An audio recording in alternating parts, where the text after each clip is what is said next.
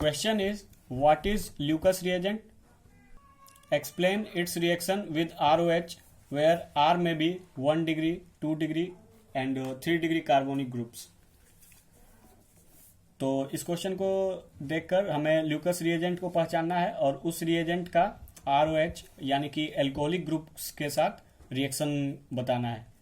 तो जनरली ये एक ऑब्जेक्टिव क्वेश्चन होता है जिसे हमें लर्न करना होगा। और ल्यूकस रिएजेंट होता है concentrated HCl plus anhydrous ZnCl2 anhydrous ZnCl2। तो और यहाँ पर कॉन्सनट्रेटेड HCl मेन रिएक्टेंट होता है और एनहाइड्रस ZnCl2 हमारा सॉल्यूशन में बस मौजूद होता है, जो कि इन दोनों के मिलाने से ल्यूकस रिएजेंट बन जाता है। अब हम इसके ऑर्गेनिक मैकेनिज्म की तरफ जाएंगे, इसके रिएक्शन की तरफ, मैकेनिज्म ऑफ द रिएक्शन। तो ROH होगा हमारे पास। अभी हमने डिसाइड नहीं किया है कि कौन सा R है, 1 डिग्री है, 2 डिग्री है या फिर 3 डिग्री, ये हम बाद में देखेंगे। पहले हम इसका मैकेनिज्म देख लेते हैं। तो इसका रिएक्शन होगा HCl के साथ ZnCl2 के साथ, जो कि एनहाइड्रस था। तो सबसे पहले हमारा जो ये HCl और ZnCl2 है, ये एक इंटरनल रिएक्शन करता है जो कि आगे जाकर H plus and ZnCl3 minus बनाता है। तो यहाँ पर हमें सबसे पहले रिएक्टेंट के इंटरनल रिएक्शन के बारे में समझना होगा। यह बनाएगा H प्लस और Zn माइनस Cl3। उसके बाद यहाँ जो H प्लस है, ये जो H प्लस है वो इस OH के O के लोन पेयर की तरफ अट्रैक्ट होता है और फर्दर हमें ये ROH और इस लोन पेयर बॉन्ड में दिखता है। अब क्योंकि ये बॉन्ड बन गया है तो यहाँ पर एक प्लस चार्ज आ जाएगा और एक लोन पेयर हमारा गायब हो जाएगा। अब यहाँ पर H2O प्लस है, तो यहाँ पर जो हमारा H2O प्लस है वो इजीली रिमूव होगा पानी के रूप में बहुत ही आसानी से। तो हमें मिलेगा R प्लस प्लस H2O। तो ये तो हो गया हमारा रिएक्शन यहाँ तक। और इसके बाद होता है कि ये जो R प्लस है वो फर्दर जो हमारा ZnCl3 था उसके साथ रिएक्शन कर लेता है और वहां से एक क्लोरीन को हटाता है और बॉन्ड बना लेता है आयनिक RCl, जो कि हमें सॉल्यूशन में वाइट टर्बिडिटी के फॉर्म में उस टेस्ट ट्यूब के बॉटम में मिलेगा। तो अब आगे बात आती है कि इसका जो रिएक्शन होगा वो R पर कैसे डिपेंड करेगा। तो फर्दर हम इसके जो रिएजेंट्स है उसके तरफ ध्यान देते हैं। तो ये है HCl ZnCl2 और ऑर्गेनिक केमिस्ट्री में हमें जनरली रिएजेंट को देखकर रिएक्शन का पता चल जाता है। तो यहाँ पर सब्स्टिट्यूशन रिएक्शन होगा जो कि इसका रिएजेंट डिसाइड करता है। और एल्कोहल में या तो सब्स्टिट्यूशन रिएक्शन होता है या फिर एलिमिनेशन रिएक्शन होता है, क्योंकि यहाँ पर हमारा जो कंपाउंड गिवन है वो एनहाइड्रस ZnCl2 है, क्योंकि ल्यूकस रिएजेंट में एनहाइड्रस ZnCl2 होता है कॉन्सेंट्रेटेड HCl के साथ। तो एनहाइड्रस होने के कारण यहाँ पर सब्स्टिट्यूशन रिएक्शन चलेगा, ना कि एलिमिनेशन। एलिमिनेशन जनरली वहां चलता है जब रिएक्शन में पानी दिया हुआ रहता है या फिर कहें एक्वस सॉल्यूशन होता है। तो अब यहाँ पर SN1 रिएक्शन चलेगा। तो अब हम देखते हैं कि R के डिपेंडेंसी पर ये रिएक्शन किधर मूव करता है। तो यहाँ पर 3 केस बनेंगे।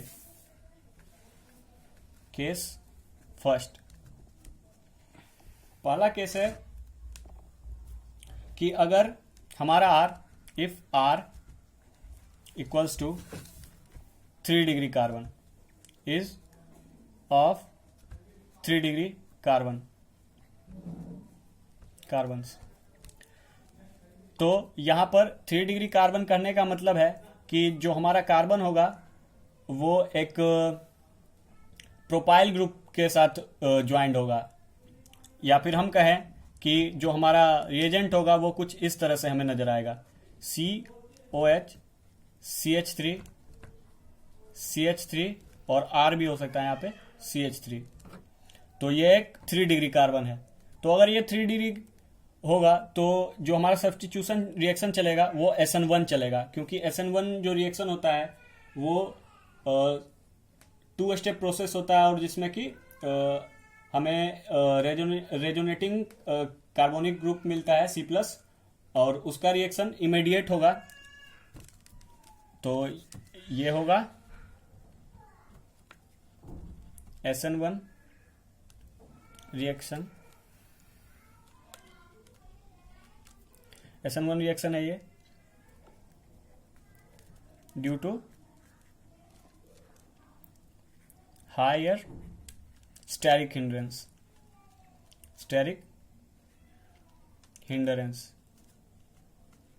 यहां पर आप देख सकते हैं कि जो ये 3 मिथाइल ग्रुप हैं,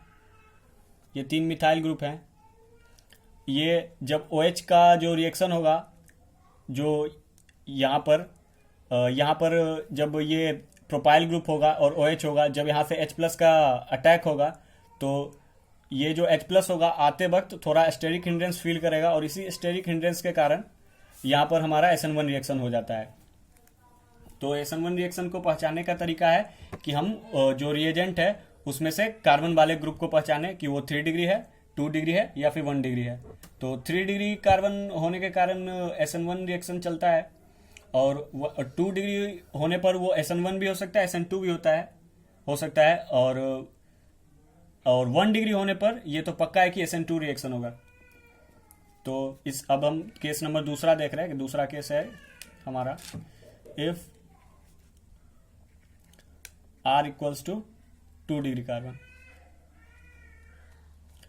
कार्बन, तो यहां पर SN1 भी हो सकता है, SN2 भी हो सकता है।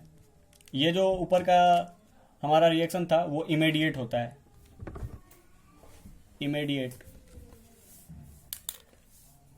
तो हमारा जो रिजल्ट हुआ अगर टाइम के डिपेंडेंसी पे देखें तो ये इमीडिएट हमें मिल जाएगा। कहने का मतलब कि अगर हम ROH को HCl(ZnCl2) के साथ मिलाते हैं और R अगर 3 डिग्री कार्बन का है तो जो हमारा रिएक्शन इमीडिएट वाइट टर्बिडिटी के फॉर्म में मिल जाएगा। और अगर यही 2 डिग्री कार्बन होता है, यानी कि इथाइल ग्रुप, जो कि हमें कुछ इस तरह से दिखेगा, CH3 CH3 OH, तो ये हमें SN1 रिएक्शन और SN2 रिएक्शन 50% के प्रोबेबिलिटी के साथ होता है, और ये थोड़ा स्लो होता है, जो कि 5 मिनट के टाइम डिफरेंस के साथ हमें मिलेगा। ये एक्सपेरिमेंटल वैल्यूज है जो कि हमें थोड़ा ध्यान में रखना होता है, लर्न करना पड़ता है। तीसरा केस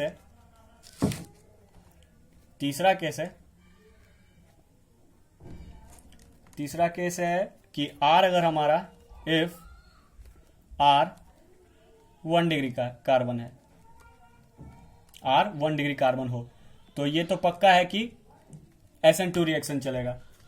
क्यों SN2 रिएक्शन चलेगा? क्योंकि जब स्टेरिक हिंड्रेंस ना के बराबर होता है और एक मिथाइल ग्रुप आके जुड़ा हुआ होता है, उस केस में हमारा SN2 रिएक्शन चलता है।